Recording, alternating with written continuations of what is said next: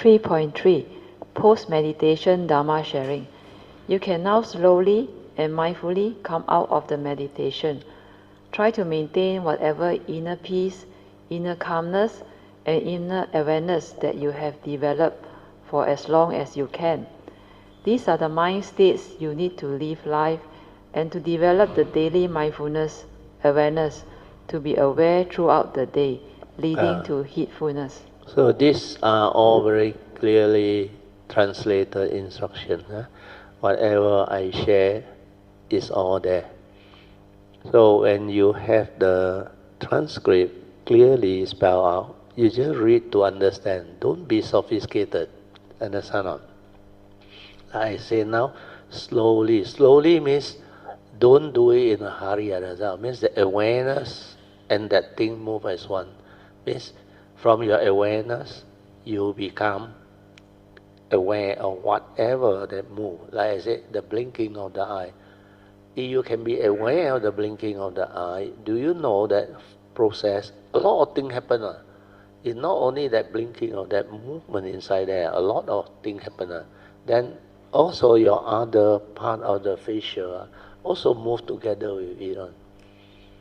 That's why when you are mindful, anapanasati, I remember in the early day, one breath, breathing in, so many things inside there. A lot of clarity. Breathing out also same.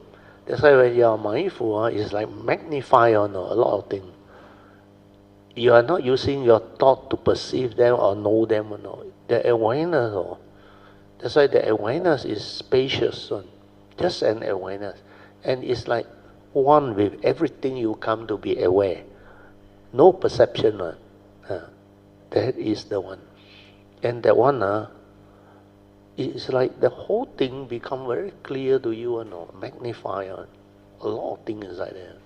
Try to maintain whatever inner peace. You know what is inner peace? Inner calmness and inner awareness. So if you maintain all this, you don't think. Do you think or not? When you maintain the peacefulness, the calmness and the awareness that you have developed, you don't think that will lead to continuity of sati, understand? That's why without that awareness nature sati, you cannot develop continuity on. Cannot. The thought will come in on. And very fast they intrude. That's why people with depression, they have big problem because they cannot control the thought. You think the thought until it's so, so intense, means like a cocoon of thought. You keep on letting that thought repeat. Then this thought, you want to stop also cannot. It will intrude, come in or no. Understand or not? Intrusive. They are very powerful one. That's why it can cause you suicidal thought. It can torment you and make you mentally miserable. And a lot of people after that, they got insomnia, they cannot sleep, they become miserable. That's why a depressed person, a lot of suicidal thought. A lot of these people came to see me. Then after they recover, they told me, yeah, Brother Teo, the suicidal thought just come on. I mean, your own thought telling you, might as well die. Suffer until like that, still don't want to die. So a lot of those with depression, they cannot understand the thought process and how they entangle themselves through what? Psychiatry, self-delusion. Because you take the phenomenal world as so real, that's not. You become sad, you become miserable, you think until you become depressed. Due to what? There must be something hitting you, understand? The first noble truth reality. And the most common one is divorce, relationship. Relationship make a lot of people very, very sad and depressed. And they can really go cuckoo. Then the other one is when you have traumatic disease, that fear intensify, that worry, that anxiety, then sometimes the painful feeling. That's why sometimes this cancer patient, the doctor have to inject what they call, what is that drug there? Morphine. Otherwise they cannot take it. Very painful. Because this type of traumatic disease, when it attack, the suffering is really, really very intense.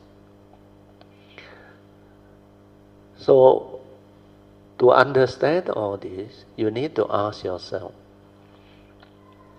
if the Buddha's teaching is, you are born of your karma, heir to your karma, conditions, where you are what you are because of your karma, and you reap what you sow, means what? You must have caused people, a lot of people, a lot of this type of suffering, pain. That's why when the time comes, you become the victim. You get it through all this. And the amount of mental agony, suffering, and misery that you cause people, the more you cause all this consciousness that they experience, inflict back to you alone. You see how intense is it?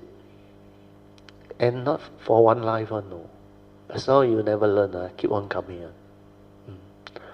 So the reason why, under the advice of Buddha, he used the word sabba papasa akaranang. Sabbe is all. Papasa is avoid. Akaranang. All evil, avoid. And the advice is really true one, no? Because he is the Samasa Buddha, and he really knows this thing inside out. Because after he became the Samasa Buddha, you remember in the sutta is mentioned, after he became the Samasa Buddha, then for 1 week he contemplated.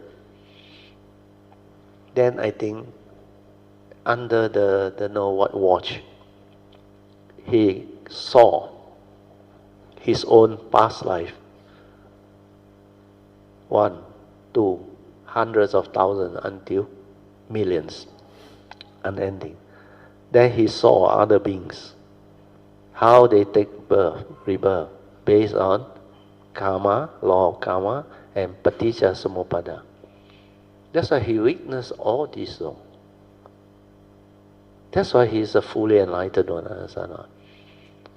So, a person who has witnessed all this and gone through all this, because of the perfection, the ability to actually understand all this, his advice, you somehow don't want to listen. I wish you luck. Because if you check his teaching, so precise. Do you realize that? And all interconnected, and he never contradicted himself. No? But the commentator, when they translate, they use a lot of wrong words, contradict themselves. Because what has been realized is something that is beyond thought, beyond time, beyond psychological time. So if you use your normal thinking process to understand this and do the translation, very difficult to get it right on. In fact, a lot of things, they fail to develop the actual understanding, but they come up with a lot of words, like heedfulness, apamada. A lot of translation use the English word heedfulness. There is another translation use the word vigilant, be vigilant. So the actual meaning of heedfulness is ever mindful, constantly meditative. But they didn't pick it up, Dhammapada verse 23. And they cannot understand the word ever mindful. Because to them, mindfulness is like to note, no? Understand no? To note is not mindful, no? You remember Krishnamurti say, focus attention become a thought, isn't it? Where you shrink your awareness and focus on something else. Specific phenomena awareness, you don't focus on. No. Your awareness is with the phenomena. No. Your spacious is the whole nature, awareness nature, aware. And no word on. That's why you can develop the direction. You can see things as they are. You cannot argue on. We have no word on. Everybody see the same thing on. The only difference is you use your eye to see. You colorblind. You cannot see certain color. That is the only difference. The other fellow who is not colorblind can see the other color. But they will see things as they are, without the word, without the concept, without any ego or atta or whatever. That's why it's not a being. It cannot come out and live life.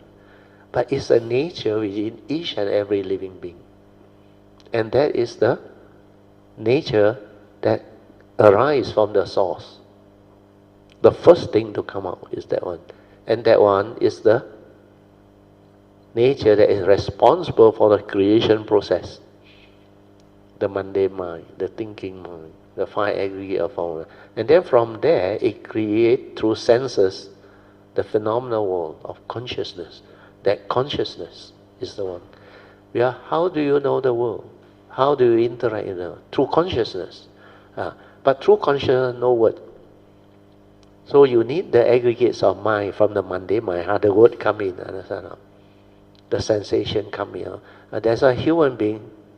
They start to evolve and develop spoken language, understand? Dialect.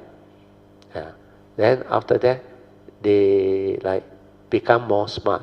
They create words. They create terminology. That's how all these things become what it is today. But through that, because you want to have more knowledge, you divide a lot of things and cause psychological conflict, understand? Suffering, attachment. But when you divide, the egoic mind doesn't understand. So you take side, understand? One word, race. Wow. All different race argue. Religion, another word. All different religion argue. Because everybody has their own unique definition of what their religion is, what their race is. If that race, there is a culture that follow. That's why culture all this divide. And every time you want to share or discuss something, you will argue. There is conflict on. Because your perspective of that race and religion is, they are different from yours. Understand? It different means what? You want to defend yourself, yours more superior. That's why duality, they will create all the argument, misunderstanding, conflict and chaos in the world. Even at the expense of war. People go to war just because of difference of opinion or ideology, or anger or hatred, or for revenge. That's why the mundane mind has become like that. But initially, before that nature come out, if you live from there, you realize that one cannot come out and live life. So what you expect the world to be? That's why you say like that, no fun.